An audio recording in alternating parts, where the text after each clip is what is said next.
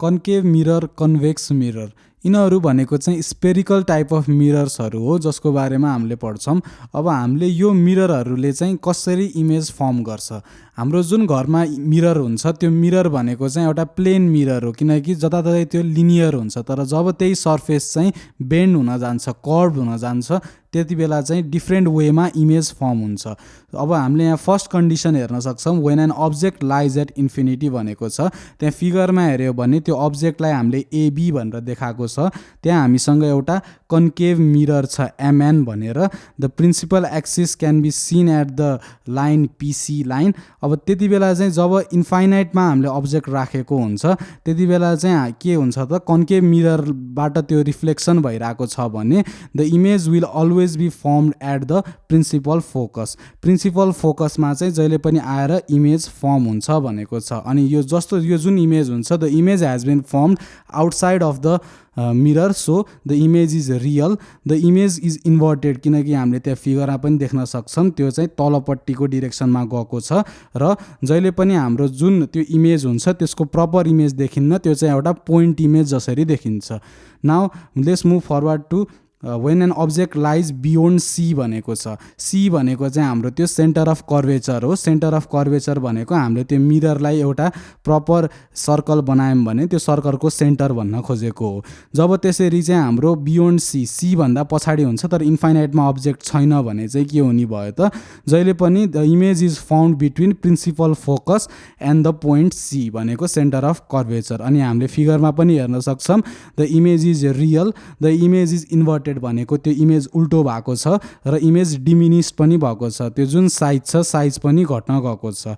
Now when an object lies at C, जब object चाहिँ centre of कर्वेचरमै हुन्छ त्यति बेला के हुन्छ, त्यति बेला हामीले त्यहाँ फिगरमा हेर्न सक्छौँ जब त्यो रिफ्लेक्सन भएको छ, रिफ्लेक्सन भएर चाहिँ त्यसले चाहिँ के गर्यो त, त्यो हाम्रो फोकस पोइन्ट जुन छ त्यो प्रिन्सिपल फोकसलाई चाहिँ त्यसले क्रस गरेर त्यो तलपट्टि आएको छ। र अर्को जुन रेलाई चाहिँ हामीले तलबाट हामीले रिफ्लेक्सन गऱ्यो भने त्यो इमेज त्यो मिररमा the image is seen to be formed as a real image, but the image has been inverted. अनि त्यो जुन साइज छ साइज चाहिँ के हुन गएको छ त, सेम हुन गएको छ। जब हामीले अब्जेक्टलाई चाहिँ सेन्टर अफ कर्वेचरमा राख्छौँ त्यति बेला चाहिँ जुन इमेज हो त्यसलाई हामीले ठ्याक्क उल्टो देख्छौँ भन्न खोजेको हो कन्केभ मिररबाट।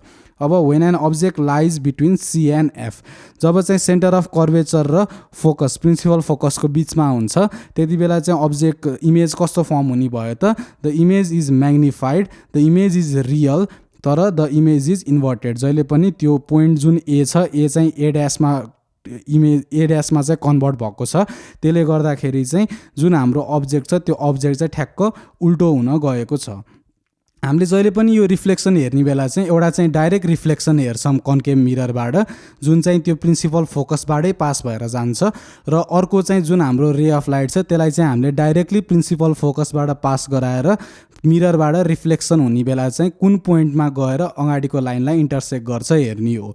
यसरी चाहिँ कन्केभ मिररमा चाहिँ जब हामीले सेन्टर अफ कर्वेचर र फोकसको बिचमा चाहिँ अब्जेक्टलाई राख्छौँ त्यति बेला चाहिँ अब्जेक्टहरू के हुने रहेछ त, म्याग्निफाइड हुने रहेछ। अब when an object lies at F, जब हामीले प्रिन्सिपल फोकसमै लगेर अब्जेक्टलाई राख्छौँ त्यति बेला के हुने भयो त, त्यो अब्जेक्टको एउटा रिफ्लेक्सन चाहिँ त्यही प्रिन्सिपल फोकसबाटै पास हुन्छ, तर अर्को रिफ्लेक्सन चाहिँ के हुने भयो त, त्यही लाइनसँग प्यारलली जान्छ। We can see that in the image 2, in the figure 2, then the जुन हाम्रो इमेज आउँछ त्यो इमेज चाहिँ के हुने भयो त, रियल इमेज हुने भयो, but the image will be highly magnified. The image is seen to be form at an infinite point.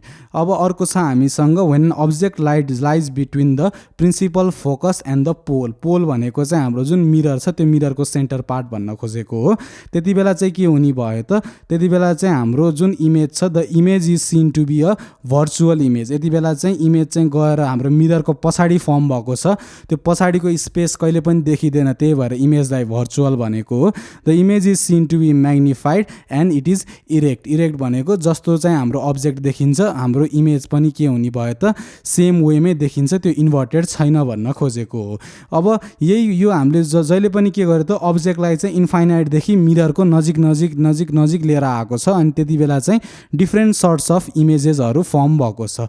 Now let's move forward to the convex mirror. अब कन्भेक्स मिररमा चाहिँ अब हामीले त्यसरी डिफ्रेन्ट सिनेरियोमा हेर्दैनौँ। जब चाहिँ हामीले कन्भेक्स मिररको लागि चाहिँ के गर्छौँ भन्दाखेरि जब कुनै एउटा अब्जेक्टलाई चाहिँ हामीले कन्भेक्स मिररको अगाडि राख्छौँ, it always forms an image on the other side of the mirror. भनेको कहिले पनि हाम्रो रियल इमेज फर्म हुने होइन, हाम्रो जहिले पनि के फर्म हुन्छ त हाम्रो एउटा भर्चुअल इमेज फर्म हुन्छ र त्यो इमेज चाहिँ जहिले पनि इरेक्ट हुने भयो, उल्टो हुने भएन, सुल्टो नै हुने भयो भन्न खोजेको हो।